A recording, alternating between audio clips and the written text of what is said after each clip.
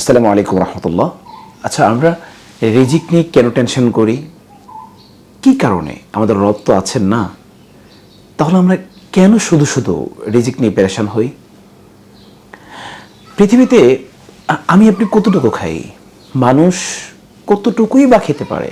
তার রিজিকের কতটুকুই বা প্রয়োজন? আপনি জানেন, পৃথিবীতে এমন কিছু প্রাণী আছে যে প্রাণীগুলো আমার আপনার চেয়ে বহু গুণ বেশি খায়। যেমন গভীর সমুদ্রে নীলতিমি প্রায় বিজ্ঞান বলছে যে ওদের প্রতিদিন খাবারের প্রয়োজন হয় 4000 কেজি।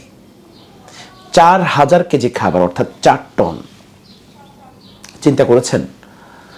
আচ্ছা, একটা নীলতিমি এত পরিমাণ রিজিকের প্রতিনিয়ত প্রয়োজন হয় তার, মহান রব কি তার ব্যবস্থা করছেন না? সে এতগুলো খাবার পায় কোত্থেকে? অবশ্যই মহান রবের পক্ষ থেকে পাঠান। তাহলে আমি আপনি কতটুকু খাই? আমি আপনি কেন পেরেশান হবো রিজিক নিয়ে?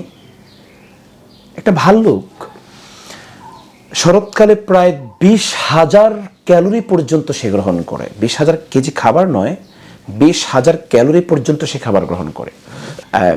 আফ্রিকান হাতি প্রতিনিয়ত ওর খাবারের প্রয়োজন হয় 136 কেজি। আমি আপনি কি জীবনে খেতে পারবো? আমি একটু চিন্তা করে দেখুন তো, আমি আপনি আসলে কতটা বোকা যে আমি আপনি রিজিক নিয়ে পেরেশান হই, টেনশন করি আমরা। আপনি যদি আল্লাহকে ভয় করতে পারেন, তাকওয়া অর্জন করতে পারেন, মহান রব কি বলছেন জানেন? ওমাই ইয়াত্তাকিল্লাহা ইয়াজআল লাহু মাখরাজা ওয়া ইয়ারযুকুহু মিন হাইসু লা ইয়াহতাসিব।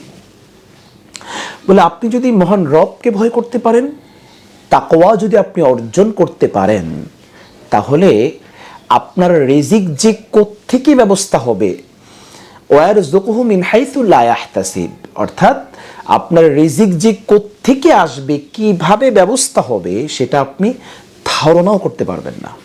সুবহানাল্লাহ।